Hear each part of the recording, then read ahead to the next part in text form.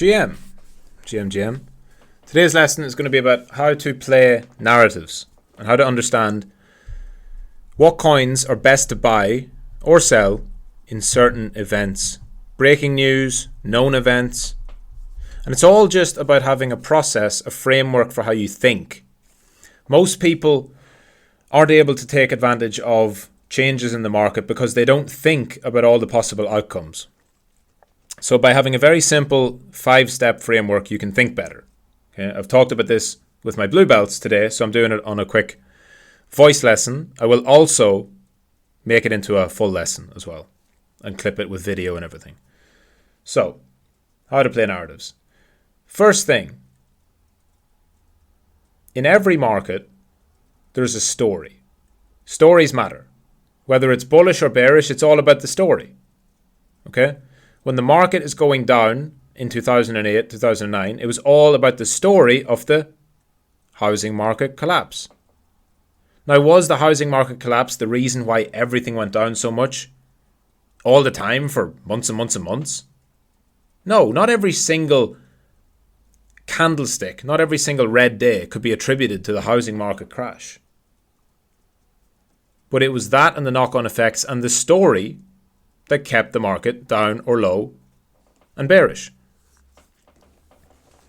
COVID. Perfect example, right? COVID was seen as the reason why everything crashed. But COVID was known from December 2019. So why did the stuff not crash until March 2020? The narrative itself is something that will be always underpinning. Recently, we've had Bitcoin with the ETFs. So the ETFs have been the narrative since January. And now they're no longer the narrative because price isn't going up. So do ETFs not matter anymore? No, they only matter when price is going up. Because if price is going up, the market needs to have a reason. If price is going down, the market needs to have a reason. Now, that's like your broader trends. But if you want to think about how to respond best to a certain narrative, you need to first, and this is step number 1, identify the attention-grabbing event. So what is it? Is it war breaking out in the Middle East? Right, so someone has launched a strike. Is it a politician saying something like Biden doing something stupid? Is that even attention grabbing anymore? Probably not. Right? So you have to then weight these things by how much they matter. Is it someone dying? A key figure dying? And so on and so on and so on. It could be anything, right? Once you've identified your attention grabbing event, and that's just really any event that takes the market by storm. You know when you go into crypto and it feels like every single day there's something new happening? Yesterday people were talking about Trump. Today they're talking about Roaring Kitty and fucking GME. Tomorrow they're going to be talking about something else. That's what it is, right? Let's just take these last couple of days. Yesterday and the day before it was all Trump because Trump spoke. And he spoke about crypto and he's positive crypto. 24 hours later, that's gone. It's not in the news now because this Roaring Kitty guy has come back. The guy behind GME and the short squeeze. Now everyone's like, oh, GME's going to pump again because of this. Those are your attention-grabbing events. That's the headline news. So that's step 1. Step 2, identify the characters or entities involved. So use today's example. The character, Roaring Kitty. He's the guy. The entity, GameStop, GME. Right? They're the 2 main characters and entities. Okay, now you know the main players. There's also other ones. There's some of the hedge funds that might have got wrecked last time.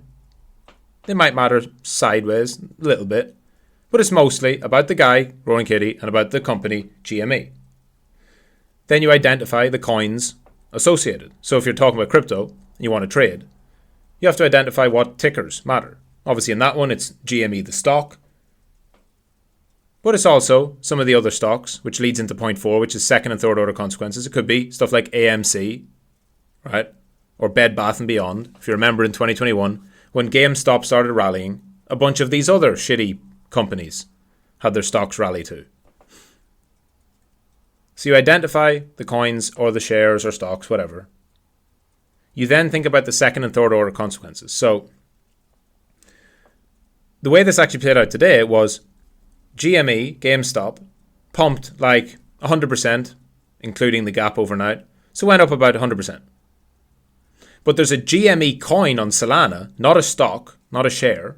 The share went up 100% of actual GameStop.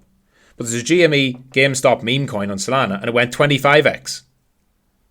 So it outperformed 25 times what the actual stock did. That's a second and third order consequence. Now, why was that? And how could you have known that? Well, Roaring Kitty's known as the guy who pumped a meme stock with his, vlogging. Meme stocks have evolved since last cycle into meme coins and crypto, and it's all about memes.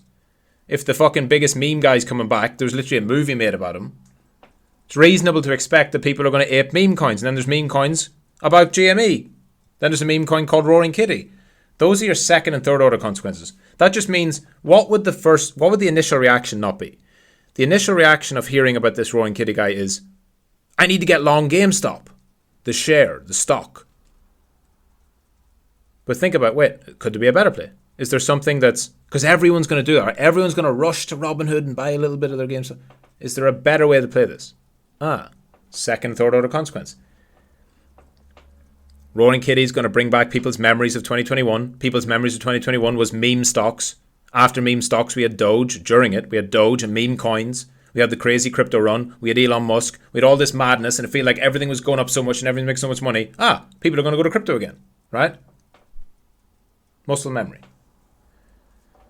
And then finally, number 5, react. Buy or sell or do nothing. So you should have these things planned in advance. And the full lesson will come later on that will explain it more. But you should have a plan in advance. Now, you can't plan in advance for something like Roaring Kitty deciding to tweet again. That's just a guy who came back. You can absolutely plan in advance for the presidential elections. You know when Biden's speaking. You know when Trump's speaking. You know when the presidential debates are. You know when the day of the election is. You know all that. So you can plan.